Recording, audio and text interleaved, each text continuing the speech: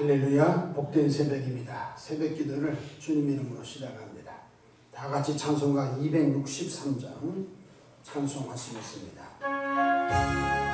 이 세상 험하고 나비로 약하고 이 세상 험하고 나비로 약하나 들기도 힘쓰면 큰 권능 얻겠네. 주의 은혜로 대속받아서 비와 같이 붉은 죄 눈같이 이겠네. 주님의 권능은 한없이 크오니 물 같은 내 마음 곧 녹여주소서. 주의 은혜로 대속받아서 비와 같이 붉은 죄 눈같이 이겠네. 내 맘이 약하여 넘어지오니 주의 주인 주사 구세게 하소서. 주의 은혜로 대속받아서 비와 같이 붉은 죄 눈같이 이겠네. 죄사함 받은 후 새 사람 되어서 주 앞에 서는 날 늘 찬송하겠네. 주의 은혜로 대속받아서 비와 같이 붉은 죄 눈같이 이겠네. 아멘.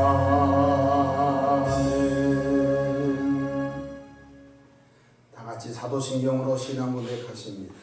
전능하사 천지를 만드신 하나님 아버지를 내가 믿사오며 그 외아들 우리 주 예수 그리스도를 믿사오니 이는 성령으로 잉태하사 동정녀 마리아에게 나시고 본디오 빌라도에게 고난을 받으사 십자가에 못 박혀 죽으시고 장사한 지 사흘 만에 죽은 자 가운데서 다시 살아나시며 하늘에 오르사 전능하신 하나님 우편에 앉아 계시다가 저리로서 삼자와 죽은 자를 심판하러 오시리라. 성령을 믿사오며 거룩한 공예와 성도가 서로 교통하는 것과 죄를 사하여 주시는 것과 몸이 다시 사는 것과 영원히 사는 것을 믿사오나이다. 아멘.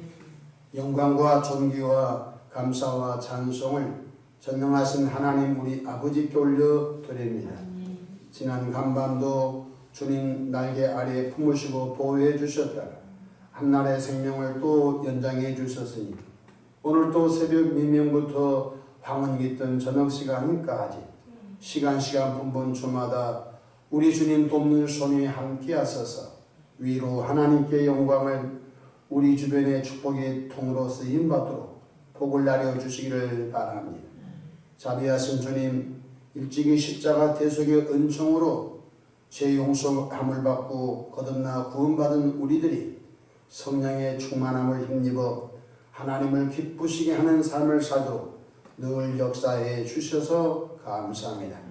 하나님 아버지, 오늘 또 삶의 여정 가운데 크고 작고 수고하고 무거운 짐들을 주님께 내어 맡깁니다. 자비하신 주님, 선하시고 아름다운 방법으로 응답하여 주시고 깨닫게 하시고 이끌어 주시기를 바랍니다. 새벽에 종이 강단했었습니다. 십자가 보혈로 덮어주시고 성령 충만함으로 시대적 사명을 잘 감당할수록 도와주시옵소서. 우리 구주 예수님의 이름으로 기도하옵나이다. 아멘. 하나님의 말씀 고린도전서 1장입니다. 하나님의 말씀 고린도전서 1장 18절로 25절까지 받들어 봉독하겠습니다. 십자가의 도가 멸망하는 자들에게는 미련한 것이요 구원을 받는 우리에게는 하나님의 능력이라. 기록된 바 내가 지혜 있는 자들의 지혜를 멸하고 총명한 자들의 총명을 폐하리라 하였으니 지혜 있는 자가 어디 있느냐 선비가 어디 있느냐 이 세대의 변론가가 어디 있느냐. 하나님께서 이 세상의 지혜를 미련하게 하신 것이 아니냐. 하나님의 지혜에 있어서는 이 세상이 자기 지혜로 하나님을 알지 못하므로 하나님께서 전도에 미련한 것으로 믿는 자들을 구원하시기를 기뻐하셨도다. 유대인은 표적을 구하고 헬라인은 지혜를 찾으나 우리는 십자가에 못 박히신 그리스도를 전하니 유대인이 꺼리끼는 것이요 이방인에게는 미련한 것이거든. 오직 부르심을 받은 자들에게는 유대인이나 헬라이나 그리스도는 하나님의 능력이요 하나님의 지혜니라. 하나님의 어리석음이 사람보다 지혜롭고 하나님의 약하심이 사람보다 강하니라. 아멘. 오늘 또 우리 모두 성령 하나님과 동행하셔서 은혜로운 하루 사시기를 축복합니다. 저를 따라하시겠습니다. 오늘도 나와 우리 가정 우리 교회 기적이 일어납니다. 오늘도 나와 우리 가정 우리 교회 기적이 일어납니다. 저는 복음 말씀을 통해서 영혼 구원에 초점을 맞추어라 라는 제목으로 함께 은혜를 받고자 합니다. 사람은 한번 태어나 육체적 죽음에 반드시 있습니다. 창세기 3장 19절에 너는 흙이니 흙으로 돌아갈 것이니라고 말씀하셨습니다. 욥기 1장 21절에 이르되 내가 모태에서 알몸으로 나와 싸운즉 또한 알몸이 그리로 돌아가올지라고 했습니다. 또 히브리서 9장 27절에 한 번 죽는 것은 사람에게 정해진 것이요 그 후에는 심판이 있으리니 라고 말씀하셨습니다. 또한 육체적 죽음은 예고 없이 누구에게든지 찾아옵니다. 잠언서 27장 1절에 보면 너는 내일 일을 자랑하지 말라. 하루 동안에 무슨 일이 일어났는지 내가 알 수 없음이니라고 말씀하셨습니다. 육체의 죽음 이후 우리 영혼은 없어지는 것이 아닙니다. 어떤 사람들은 육체의 죽음 이후에 천국을 받냐 지옥을 받냐 라고 겁박을 하고 하는데 그러지 않습니다. 우리 육체는 성경의 그릇입니다. 어떤 그릇이냐면 새 그릇도 아니고 질그릇이라고 했습니다. 로마서 9장 24절에 우리는 질그릇이라고 했습니다. 근데 이 질그릇 속에 막이 담으면 막이 그릇되고 이 질그릇 속에 예수님 모시면 바로 보배로운 존재가 된 걸 깨닫기를 바랍니다. 영혼의 심판이 있다는 사실을 반드시 알아야 된 것입니다. 예수님을 영접하여 믿는 자는 영생을 예수님을 믿지 않고 자기 죄값으로 영벌이 이른다고 두 갈래길을 영생과 영벌이 있음을 성경에는 명확히 말씀해 주고 있는 것입니다. 요한복음 3장 16절로 18절에 하나님이 세상을 이처럼 사랑하사 독생자를 주셨으니 이는 그를 믿는 자마다 멸망하지 않고 영생을 얻게 하려 하심이라. 하나님의 그 아들을 세상에 보내신 것은 세상을 심판하려 하심이 아니요 그로 말미암아 세상이 구원을 받게 하려 하심이라. 그를 믿는 자는 심판을 받지 아니하는 것이요 믿지 아니하는 자는 하나님의 독생자 이름을 믿지 아니하므로 벌써 심판을 받은 것이니라고 말씀하셨습니다. 예수님을 믿고 구원받은 분은 여기서부터 천국을 경험하고 살아가고 있는 걸 깨닫기를 바랍니다. 누가복음 17장의 바리새인들이 예수님께 애매한 질문을 합니다. 예수님, 하나님의 나라가 어느 때 임합니까? 라고 난해한 질문을 하시자 예수님께서 그들의 그 마음을 꿰뚫어 보시고 하나님의 나라는 여기 있다 저기 있다 못하리니 하나님의 나라는 너희 안에 있느니라 그 말씀하셨습니다. 예수님께서 팔복 가운데 첫 번째 복에도 심령에 가난한 자는 복이 있나니 그들이 천국이 그들의 것이며 라고 말씀하셨습니다. 또 로마서 14장 17절에 하나님의 나라를 먹고 마시는 것이 아니요 성령 안에서 의와 평강과 희락이라고 말씀했습니다. 그러므로 천국은 죽어서 간 천국이 아닌 것입니다. 이 땅에서부터 예수 그리스도 안에 천국을 누리라고 말씀하고 있는 것입니다. 근데 지옥에 가면 죽어서 가는 지옥도 있습니다. 그러나 이 세상에서부터 지옥 같은 삶을 살다가 지옥 가는 사람도 있는 것입니다. 주님께서 오늘 요한복음 3장 18절에 독생자의 이름을 믿지 아니함으로 벌써 심판을 받은 것이라고 이 땅에서부터 지긋지긋한 지옥 같은 삶을 살다가 영원한 불못에 갚버린다는 것입니다. 하나님은 그 외아들 예수님을 통해서 이 땅에 영생을 주시러 오셨습니다. 요한복음 6장에 보게 되면 예수님께서 베세다 광야에서 장정 5,000명을 보리떡 5개 물고기 2마리로 배불리 먹이시고 12강줄이가 남았습니다. 예수님께서 그 기적을 행하시다 얼마나 연호한지 알 수 없습니다. 백성들이 예수 만세 예수님이 우리 왕이 되어주면 식량 문제 해결되겠습니다. 예수님 우리 왕이 되어주시면 로마로부터 우리가 이제 해방되어 그런 이 세상의 왕을 꿈꿨습니다. 예수님께서는 느닷없이 오병이의 기적을 행하시고 난 다음에 이렇게 말씀하셨습니다. 나는 하늘에서 내려온 산떡이니 이 떡을 먹으면 영생하리라. 내 살을 먹고 내 피를 마시라 하니까 다들 고개를 갸웃갸웃하면서 그 많은 청중들이 다 뿔뿔이 흩어졌습니다. 그러면서 이렇게 말씀합니다. 어떻게 사람의 살을 먹어? 어떻게 사람의 피를 마셔? 예수님 하신 영적인 말을 하나도 깨닫지 못했습니다. 다 그 많던 장정 5,000명 어린아이 노년까지 좋기 2, 3만 명 되는 군중이 다 흩어졌습니다. 12제자만 남았습니다. 12제자에게 예수님께서 너희들 또 나를 떠나려고 하느냐 물었을 때 베드로가 주께 영생의 말씀이 싸우니 나는 주님을 따르지 않겠습니다. 이렇게 하신 말씀이 나오는 것입니다. 예수님은 이 땅에 영생을 주시러 오신 걸 깨닫기 바랍니다. 예수님을 내 살을 먹고 내 피를 마시는 자, 이 말은 예수님을 영접하는 자는 영생이 있음을 말씀해 주고 있는 것입니다. 뿐만 아니라 하나님은 그 외아들 예수님의 십자가 대속 은총을 통하여 믿는 자에게 죄 용서함을 주시러 오신 것입니다. 사람은 노력해서 죄가 벗겨지지 않습니다. 돌을 닦아서도 죄가 벗겨지지 않습니다. 아담의 원죄로 모든 사람은 다 죄인인 것입니다. 그런데 하나님의 아들 예수님께서 십자가에서 온 인류를 대신하여 피 흘려 죽으심을 통하여 죄값을 지불하셨습니다. 그래서 예수님을 믿는 사람은 죄 용서함의 복이 있는 것입니다.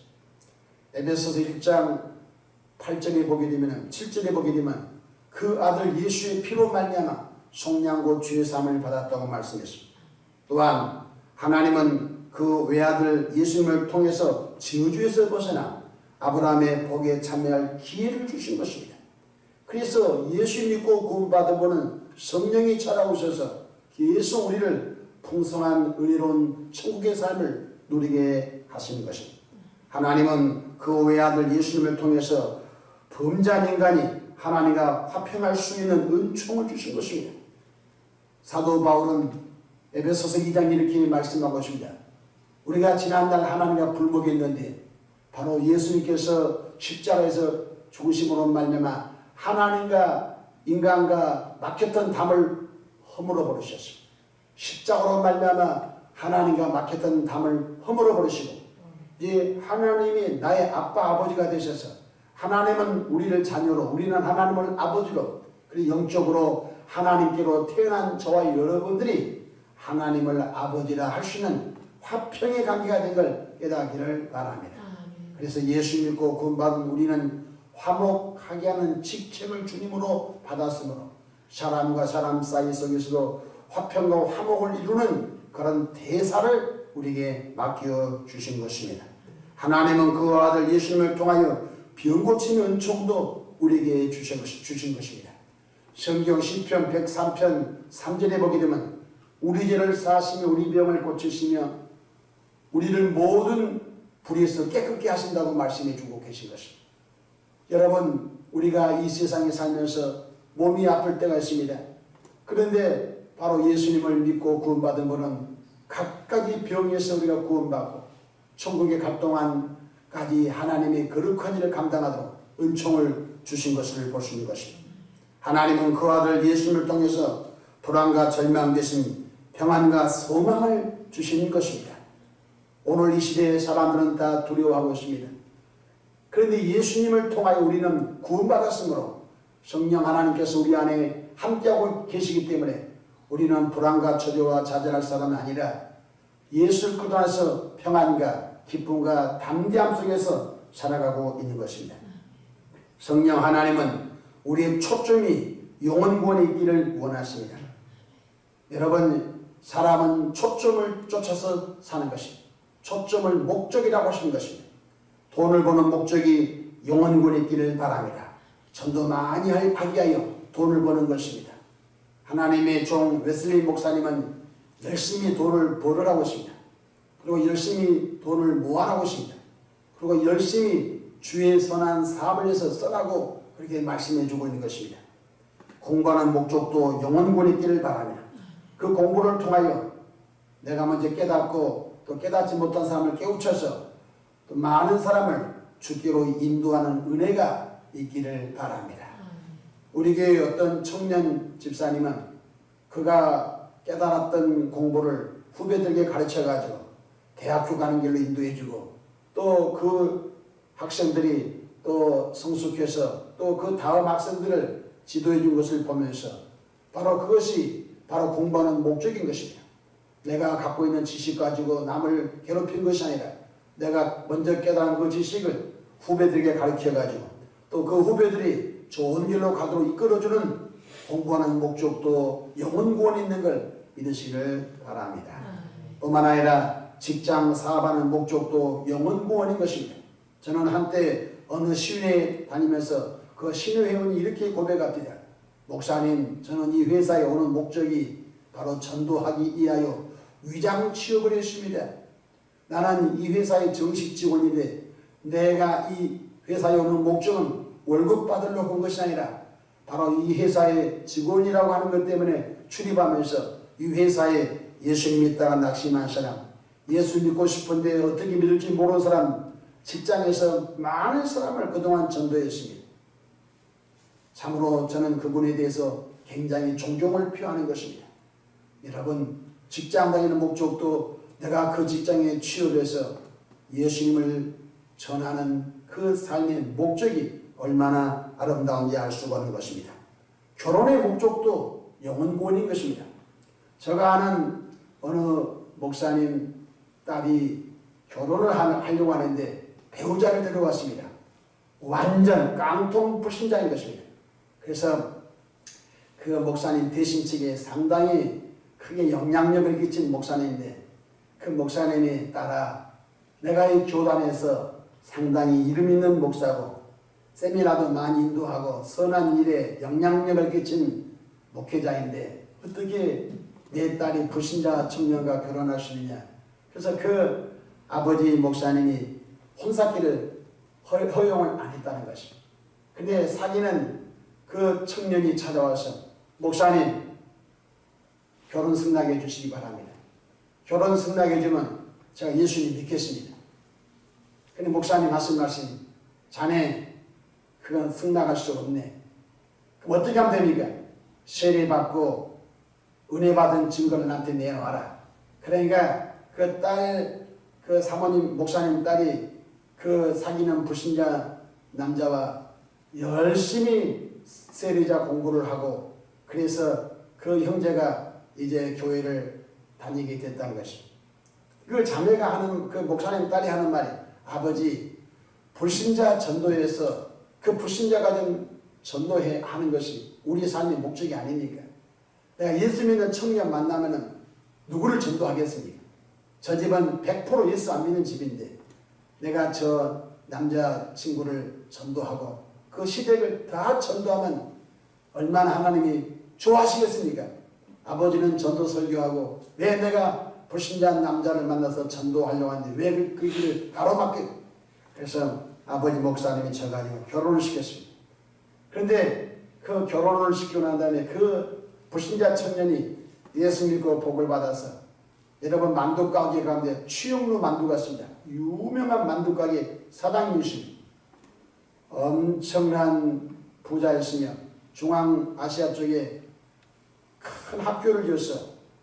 그리고 복음사에게 헌신하며 선한 영향력을 끼치는데 참 하나님께서 그렇게도 역사하시구나. 그래서 그 사이가 얼마나 그 장인 목사님 사에게 헌신을 많이 하니 알 수가 없는 것입니다. 보십시오. 그 목사님과의 결혼의 목적도 영혼군에 있었던 것입니다. 그래서 불신자 남자를 전도해서 성령 받은 남편으로 만들어가지고 그 시댁을 다 전도해버린 것입니다. 그러니까 영혼군에 초점을 맞추고 가게 되면 하나님은 그 일을 감당할 수 있는 능력과 은혜와 은사를 주신 것을 믿으시길 바랍니다. 하나님은 전도라는 방법을 통해서 지금도 구원 사역을 펼쳐가고 있습니다. 21절 보십시오. 하나님의 지혜에 있어서는 이 세상이 자기 지혜로 하나님을 알지 못하므로 하나님께서 전도에 미련한 것으로 믿는 자들을 구원하시기를 기뻐하셨다고 했습니다. 보십시오. 세상 불신자는 스스로 하나님을 알 수가 없습니다. 불신자는 스스로 예수님께 나올 수가 없습니다. 불신자는 스스로 하나님을 찾을 수가 없습니다. 그들의 지혜로는 하나님의 아들 예수님이 땅에 오셔서 십자가에서 내 죄를 대신 졌다고 하는 것을 절대로 모르는 것입니다. 전도에 미련한 방법으로 누군가 당신의 죄 때문에 예수님이 대신 피 흘려 죽었으면 에이 이것이요. 그런 일이 어떻게 있을 수 있습니까? 세상의 지혜로는 십자가의 비밀을 알 수가 없어요.